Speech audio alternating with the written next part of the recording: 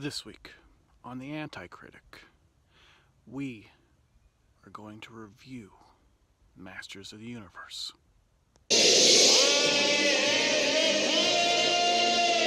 No, not that one. You're welcome.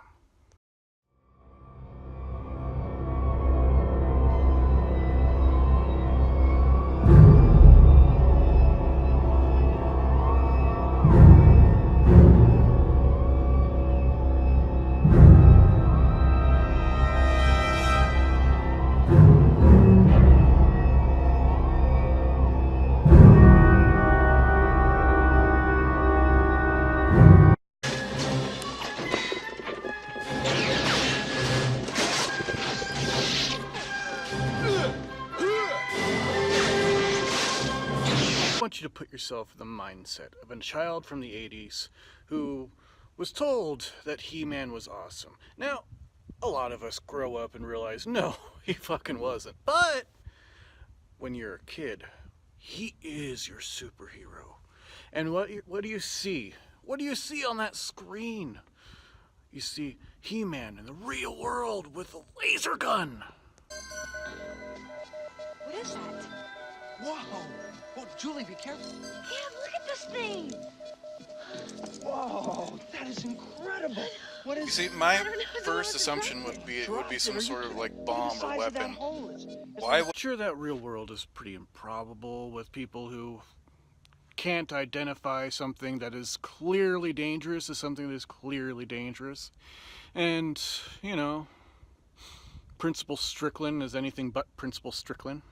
So you're really gonna stay here, huh? What, are you kidding? What am I gonna go back there for? And look what I got here. I got a castle, I got a view, I got clean air, I got a beautiful woman, huh? You have that? Some kind of retirement, huh? But they cast Skeletor and Dolph Lundgren just fucking awesome. They really couldn't have nailed the casting better. For the most part, and I'm going to say this for the people who say, you know, Gwildor was just fucking awful. Have you watched the cartoon? Orko was just awful. Just... That commemorates that. Yeah, I know! God damn it, Orko! Shut the fuck up! Oh, shut the fuck up, Orko. Oh, shut the fuck up, Orko. Really using all the same positions? Because that's a great idea. Oh, yeah. Anyway, yeah, I can't defend enough that the movie is cheesy gold. And I mean that in every sense of the word. They wrote it so that it was stupidly fucking hilarious. Even when it was trying to be, like, really dramatic. I must possess all, or I possess nothing. Find them. That's a shitty attitude, Skeletor. I guess you have to get into the plot line. Maybe, I don't know. So basically what's going on is that He-Man is losing Eternia to Skeletor. And it's all because of the creation of Gwildor, these dimensional keys. And in order to defeat Skeletor, they have to blah, blah, blah, blah, blah keys. that makes them go to, you know, the real world. Another theme that's in common with the last week's review. And it,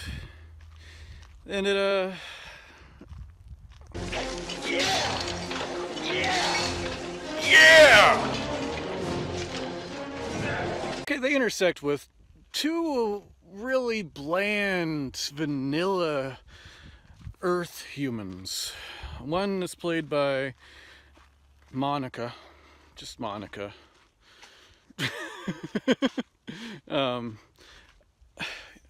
What is it, Courtney Cox? Yeah. And one is played by, I don't remember his name at all, Tom Paris. That's what I kept calling him during the movie. these two characters, you know, they're basically supposed to be, they're the feet on the ground, the way that these people from another dimension understand this world they're in, but they're really just, you know, the musician and the person who does stupid stuff. Monica, this is not the 7th grade anymore. Kevin's changed. I've changed. No, she's not Monica. You're Monica. Fine. Julie. Sure, listen to this. What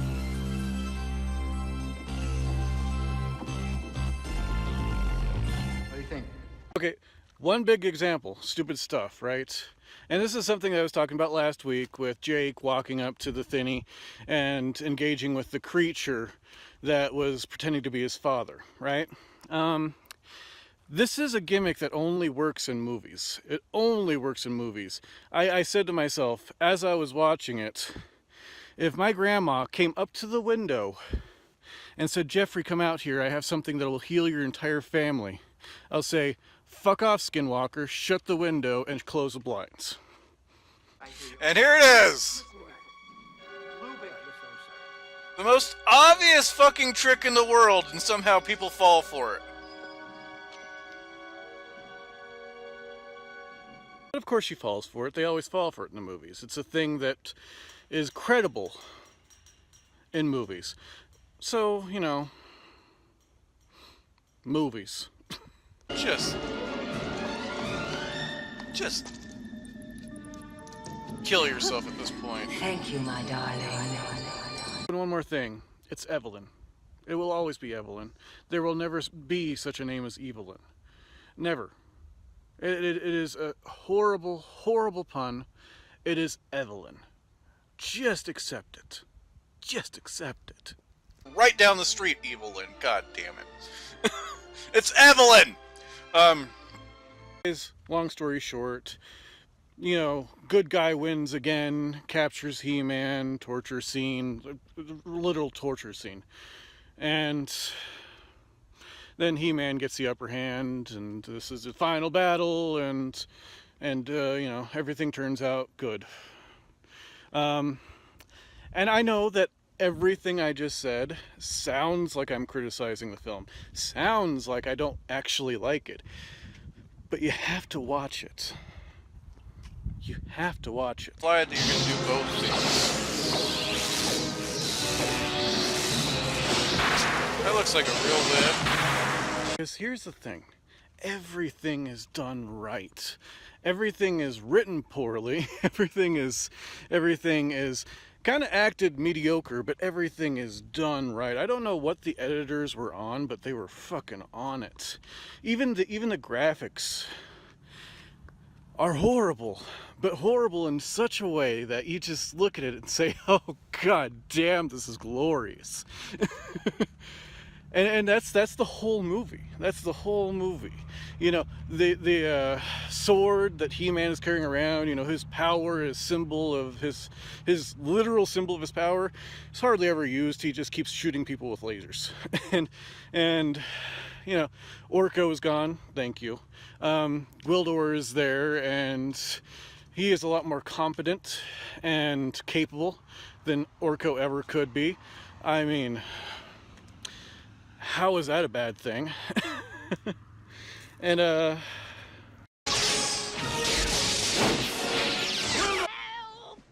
Help! Help somebody! Where's HeMan? I want one of those. and the acting is exactly as cheesy and overdone as it has to be. I mean, everything about it is just a perfect cacophony of wrong in all the right ways. And I'm saying this as a person who considers himself woke and, you know, realizes that the machismo that HeMan always put out there is wrong, is bullshit. That is not the only thing a man can be. And I still say, as awful as it is awesome to see. A new age begins. HeMan! I call it the cosmos. cosmic key. And I really can't say enough how classic award-winning actor Frank Langella just played the hell out of Skeletor. There was nothing that he couldn't do with that role that wasn't just magical. He made a face at one point in that movie, and I was like, it's just that damn good. If anything, just the performances of Langella and Lundgren are the reason to watch this movie. Grayskull is ours. No! It's mine.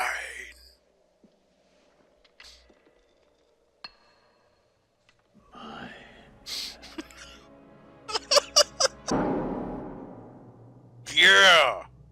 Everything comes to he who waits. And I have waited so very long for this moment.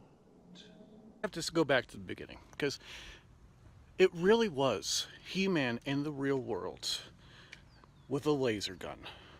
It didn't just it didn't just look like him. It had the mood, it had the feeling.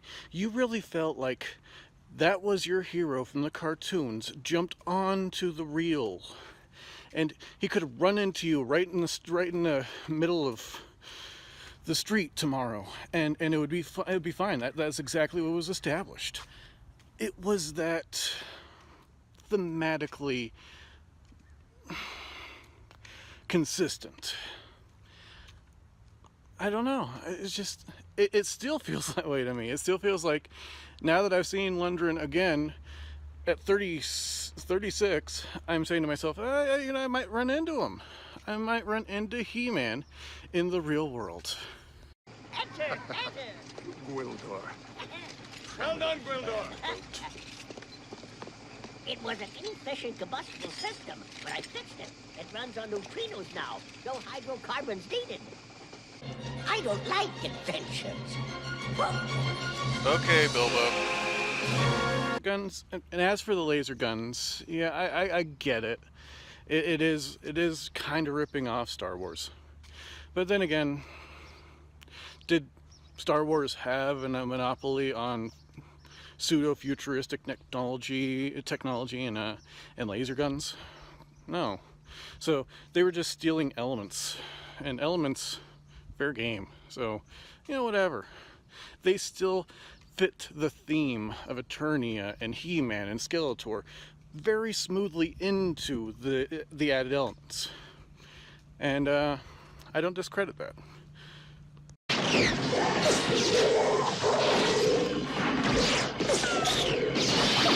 Retreat! Yeah, retreat! There's two people standing right out in the open shooting.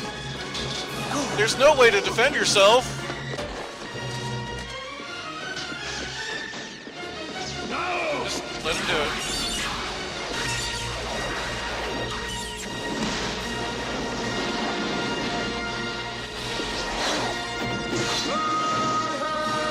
He broke the thing. I want to reiterate, overall, it was dorky, it was cheesy, it was very 80s, but it was great.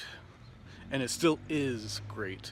And I think that you should watch it. I think you should enjoy it. It is an amazingly dumb movie. And you'll thank me. You'll thank me. So you're welcome. Have fun, play fair, and remember, it's all just a game. Anyway. Oh! Guys. Yeah. Totally. He's not dead now. Shut up, Orca. Shut the fuck up, Orca. Shut the fuck up, Orca. They ate the world today, the world eaters. They made it all decay, the world eaters. And then they passed away, the world eaters. Too full, too heavy to run.